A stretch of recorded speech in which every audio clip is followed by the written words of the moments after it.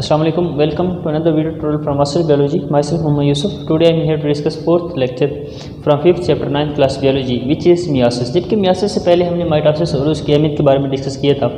आज हमारे पास meiosis है। meiosis भी एक सेल की तकसीम होती है माइटोसिस की तरह, लेकिन थोड़ा जो डिफरेंशिएट है वो ये है कि meiosis के अंदर एक सेल जो है 4 सेल के अंदर तकसीम हो जाता है, लेकिन माइटोसिस के अंदर एक सेल जो है 2 के अंदर तकसीम हो जाता है। इसके अलावा दूसरा फ़र्क इनमें ये है कि मियोसिस के अंदर जो डॉटर सेल बनते हैं उनमें क्रोमोसोम की तादाद आधी होती है पेरेंट सेल के मुकाबले में, जबकि माइटोसिस में जो डॉटर सेल बनते हैं उनमें क्रोमोसोम की तादाद बराबर होती है, मतलब पूरी ही होती है जितनी कि पेरेंट सेल के अंदर होती है। तो ओवरऑल तारीफ की बात करें, a type of cell in which one parent cell divided to 4 daughter cell, number of chromosome in daughter cell remain reduce to half as in parent cell. तो सेल की इस तरह की तकसीम जो है, मतलब जिसमें एक सेल 4 में तकसीम हो जाता है और डॉटर सेल के अंदर क्रोमोसोम की तादाद आधी हो जाती है पेरेंट सेल के मुकाबले में, इसको हम नाम देते हैं मियोसिस का। मियोसिस जो है ग्रीक वर्ड है जिसका मतलब है मेक स्मॉलर यानी छोटा करना। इसको जो है सबसे पहले ऑस्कर हर्टविग ने जो है 1876 के अंदर 1876 में जो है बयान किया था मियोसिस को। जिस तरह माइटोसिस में हमने देखा था 2 मराहिल होते हैं बेसिकली, एक को हम नाम देते हैं कैरियोकिनेसिस यानी कि न्यूक्लियस की तकसीम, और दूसरा कहते हैं साइटोकिनेसिस यानी साइटोप्लाज्म की तकसीम। इसी तरह मियोसिस भी, लेकिन मियोसिस के जो है बेसिकली 2 स्टेप्स में कंप्लीट होती है, मियोसिस 1 और मियोसिस 2, और फिर इसके जो है वो ये 2 मराहिल हैं कैरियोकिनेसिस और साइटोकिनेसिस। अब जो है 1 बाय 1 इनको डिस्कस करते हैं। मियोसिस 1 जो है इसका पहला जो मरला है इंटरफेज में ये है कि सेल तकसीम होने से पहले इंटरफेज में जाता है जहाँ पे वो क्रोमोसोम की तादाद डबल करता है, डुप्लीकेशन होती है क्रोमोसोम की। उसके बाद जो है सेल माइटोसिस हो या मियोसिस हो उसमें दाखिल होता है। अब मियोसिस जो है कैरियोकिनेसिस और साइटोकिनेसिस में कंप्लीट होती है। मियोसिस 1 जो है इसके भी 2 मरहले, मियोसिस 2 के भी इसी तरह कैरियोकिनेसिस और साइटोकिनेसिस ही हैं। लेकिन मियोसिस 1 का जो पहला मरला है लेकिन मरहले इनके कैरियोकिनेसिस के भी उसी तरह है जिस तरह माइटोसिस में थे, प्रोफेज, मेटाफेज, एनाफेज, टीलोफेज। यहाँ पे मियोसिस 1 है, प्रोफेज 1, मेटाफेज 1, एनाफेज 1 और टीलोफेज 1, इस तरह से जो है बेसिकली डिवाइड हुए पड़े हैं जो है मराहिल इसके। अब कैरियोकिनेसिस जो कि मियोसिस 1 का पहला मरला है, प्रोफेज कैरियोकिनेसिस जो है बेसिकली प्रोफेज 1 कैरियोकिनेसिस का मरला है।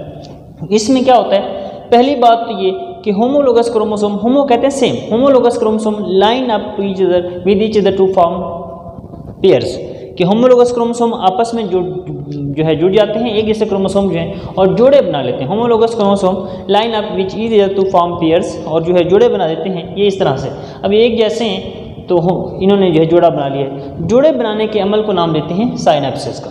साइनेप्सिस के बाद ये तब्दीली जो है प्रोफेज 1 के अंदर हो रही है। अब देखें साइनेप्सिस में जब हो जाती है, होमोलोगस क्रोमोसोम जो है बाईवैलेंट कहलाता है क्योंकि 2 हैं जोड़े और हर जोड़े के अंदर 4 क्रोमेटिड हैं, इसलिए इसको जो है हम टेट्राड का नाम भी देते हैं। इसके अलावा जो है होमोलोगस क्रोमोसोम की non sister chromatid, non sister कहते हैं जिनकी सेंट्रोमेयर और हो। सेंट्रोमेयर क्या होती है, जहाँ पे क्रोमोसोम के क्रोमेटिड जुड़े होते हैं। अब से नॉन सिस्टर क्रोमेटिड जो है वो अपने सेगमेंट का एक्सचेंज करते हैं, जहाँ पे वो जुड़ते हैं पॉइंट्स ऑफ अटैचमेंट जो है उसको हम क्लाज्मेटा का नाम देते हैं, और जो एक्सचेंज करते हैं अपने सेगमेंट का उसको हम नाम देते हैं क्रॉसिंग ओवर का।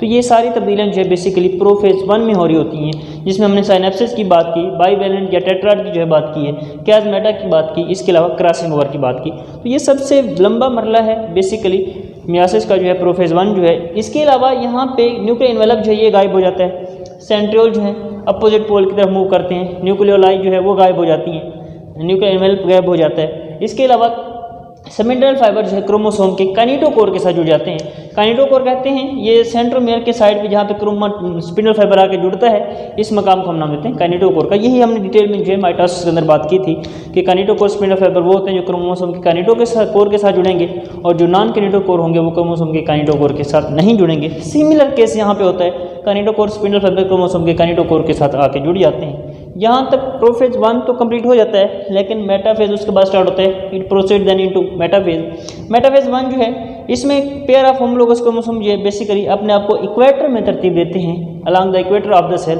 सेल के इक्वेटर के साथ अपने आप को तरतीब देते हैं, मतलब खत इस्तवा के अंदर दरमियान में, और एक प्लेट बनाते हैं जिसको मेटाफेज प्लेट का नाम देते हैं। उसके बाद एनाफेज शुरू होता है। एनाफेज में ये है कि स्पिंडल फाइबर शार्टन होते हैं, सिकुड़ते हैं और pulled the chromosome toward opposite pole, और क्रोमोसोम को अपोजिट पोल की तरफ जो है खींचना शुरू कर देते हैं। ऐसी सूरत में क्रोमोसोम जो है एक दूसरे से अलग हो जाते हैं, होमोलोगस क्रोमोसोम, लेकिन अभी भी हर एक के पास 2-2 जो हैं सिस्टर क्रोमेटिड जो हैं वो मौजूद होते हैं। उसके बाद टीलोफेज स्टार्ट होता है। टीलोफेज में ये है कि न्यूक्लियर एनवेलप जो है वापस आ जाते हैं, न्यूक्लियर इसके अलावा जो है न्यूक्लियोलाई जो है वो वापस आ जाते हैं। मैम इसके अलावा जो है और क्या होता है कि जो ये कहें हमारे पास क्रोमोसोम ये दोबारा जो है अनकाइल होते हैं, बिखर जाते हैं और दोबारा से जो है क्रोमाटिन की शक्ल में आ जाते हैं। इस तरह इसके ये जो है बेसिकली साइटोकाइनेसिस होती है टीलोफेज के बाद जो है, जब टीलोफेज 1 कंप्लीट होता है मतलब ये सारी तब्दीलियाँ न्यूक्लियर एनवेलप वापस आ जाती है। इसके अलावा जो है न्यूक्लियोलाई वापस आ जाती हैं, तो जो है मेम्ब्रेन इन्वेजिनेट होती है दरमियान में, जिसको साइटोकाइनेसिस का नाम देते हैं। And it pinches the one parent cell into 2 daughter cell,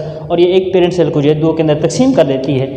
यहाँ तक मियासिस 1 की कैरियोकाइनेसिस और साइटोकाइनेसिस तो कंप्लीट हो जाती है, लेकिन सेल को एक और मरहले से गुजरना होता है विच इज़ कॉल्ड मियासिस 2, क्योंकि हमने स्टार्ट में ही बात की थी कि मियासिस जो है 2 मराइल में बेसिकली कंप्लीट हो रही होती है, मियासिस 1 और मियासिस 2। अब मियासिस 2 के भी 4 मराइल हैं, मतलब कैरियोकाइनेसिस और साइटोकाइनेसिस होगी, कैरियोकाइनेसिस के 4 मराइल हैं, प्रोफेज 2, मेटाफेज 2, एनाफेज 2 और टीलोफेज 2।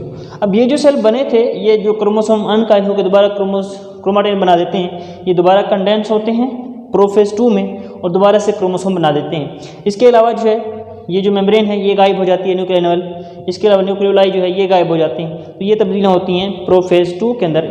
ये बेसिकली माइटोसिस की तरह ही है जो मियासिस 2 है।